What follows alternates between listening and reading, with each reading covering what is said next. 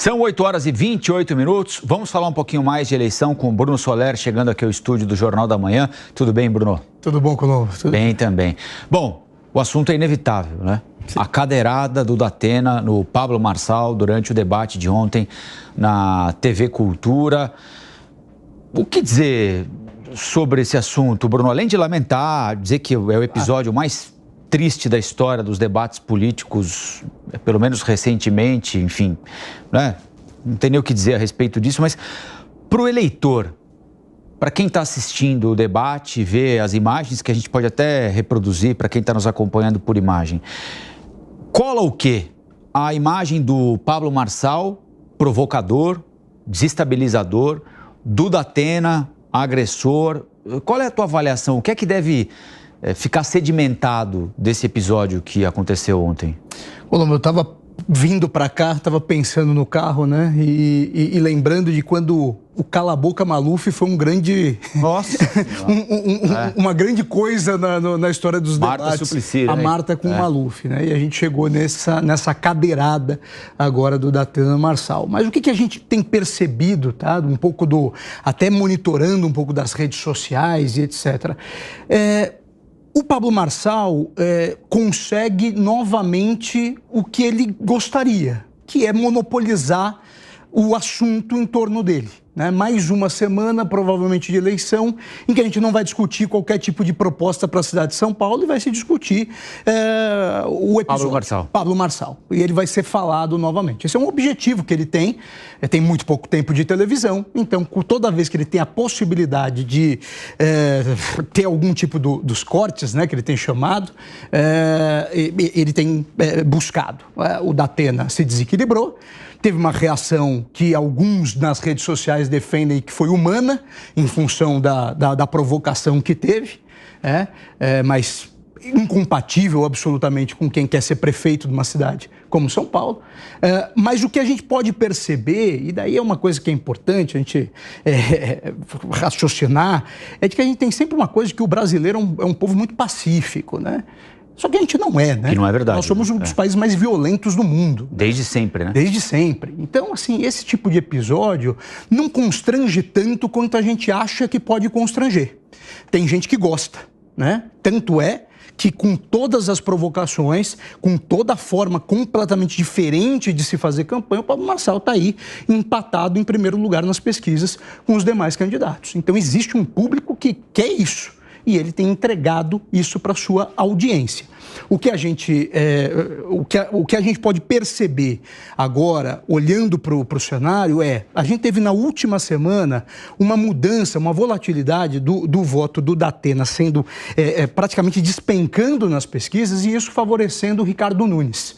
O segundo voto do Datena era um voto muito possível de ir para o Ricardo Nunes, principalmente quando ele entra com a questão da segurança pública, utilizando o Tarcísio nas propagandas e etc. A gente tem que ver agora, acho que a grande medição dessa semana é sentir se o Datena consegue recuperar alguma coisa depois desse episódio, porque ele fala com um público que detesta o Pablo Marçal, que existe, tem uma parcela aí de rejeição. Que não necessariamente vai votar nele. Que não necessariamente vai votar nele. Porque tem muita gente, eu estava acompanhando nas redes sociais, muita gente que não gosta do Pablo Marçal e que está, entre aspas, comemorando a cadeirada, se sentindo vingado pela cadeirada, mas que não vai, na hora de digitar o voto no dia 6 de outubro, apertar o Datena. Exato. O que a gente tem que ver é o quanto desse público pode ir para o Datena. Porque se for, quem provavelmente vai ser prejudicado nessa história é o Ricardo Nunes. Porque pode ser uma recuperação de voto que o Datena tenha nesse período. E pode acontecer.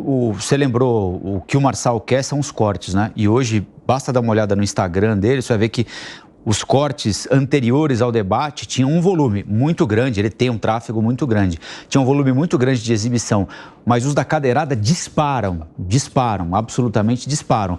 Agora, corre o risco, qual é a probabilidade maior na tua avaliação em relação ao Pablo Marçal, dele ser tratado como aquele que está tentando derrubar o sistema e por isso até cadeirada está sofrendo, ou de um cara que está virando o fio? Fala assim, olha, o cara é tão insuportável que mesmo que eu condene a cadeirada, não dá para imaginar um prefeito de São Paulo se comportando 4 anos como ele se comporta. Eu acho que nessa narrativa, a narrativa dele encaixou e tem um público que quer isso. Tá? E ele consegue conversar. Eu acho que ele está começando a ter uma dificuldade de romper essa barreira. E daí entra esse público que fala, olha, peraí, esse cara está exagerando. E aí pode ser o grande problema dele para um segundo turno, caso ele consiga ir para o segundo turno. Sim. E por isso hoje as pesquisas apontam que ele não venceria os adversários no segundo turno. Que a rejeição dele, ao mesmo tempo que ele conseguiu sair lá dos 8% para bater nos 20 e tantos por cento, que hoje as pesquisas indicam, a rejeição dele disparou também. O tipo de comunicação dele faz com que você ame ou odeie. É difícil ter alguém que seja meio termo em relação ao Pablo Marçal. Ou você está com ele ou você está contra ele. Então, essa dificuldade pode ser o fator determinante para um segundo turno, que é uma eleição de rejeições. Quem tiver rejeição muito alta é um problema. Hoje, as pesquisas apontam que um segundo turno entre ele e Boulos é absolutamente imprevisível, que os dois têm rejeições muito altas. E o Ricardo Nunes, nesse meio tempo, fica como o candidato favorito a um segundo turno, caso consiga aí. O grande problema do Ricardo Nunes é se consolidar no primeiro. Muito bem. Vamos ouvir a Amanda Klein e o Cristiano Vilela sobre as consequências disso tudo que aconteceu, para além do lamento, enfim, da tristeza de todos nós que acompanhamos isso há tanto tempo. Haverá repercussão para a eleição no dia 6 de outubro. Qual a repercussão ou quais serão? A gente vai ter de esperar um pouquinho para entender, né, Amanda?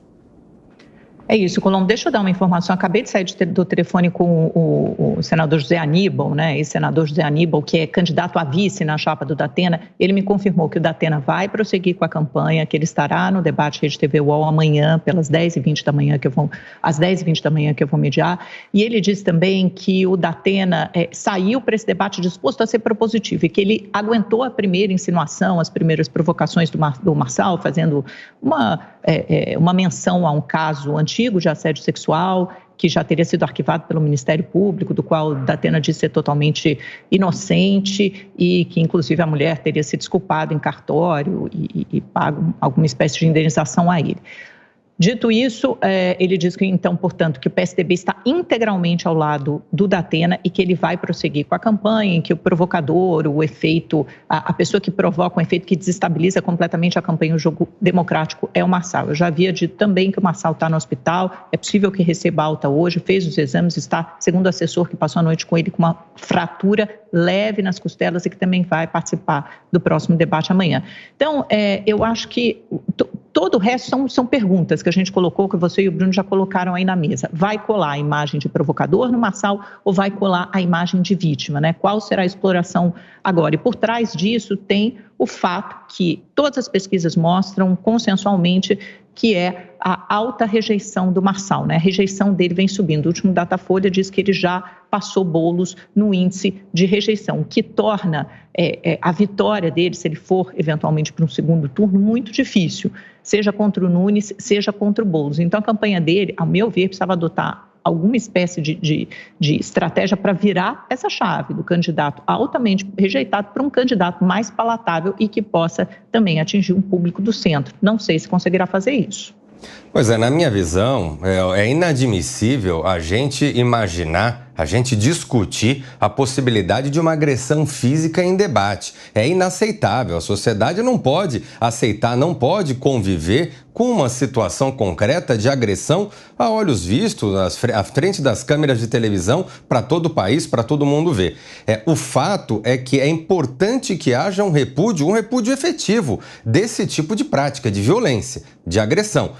Muitas vezes se coloca eventualmente na postura de Pablo Marçal, que é uma postura complicada, muitas vezes até inconveniente dentro das discussões políticas, mas isso se dá no âmbito do debate, isso se dá no âmbito da discussão, no âmbito de estratégias de debate. E nunca se pode admitir uma agressão, uma cadeirada como essa, que realmente passa de todos os limites. Eu espero que a sociedade ela discuta isso melhor para que a gente não venha cada vez mais descer o nível.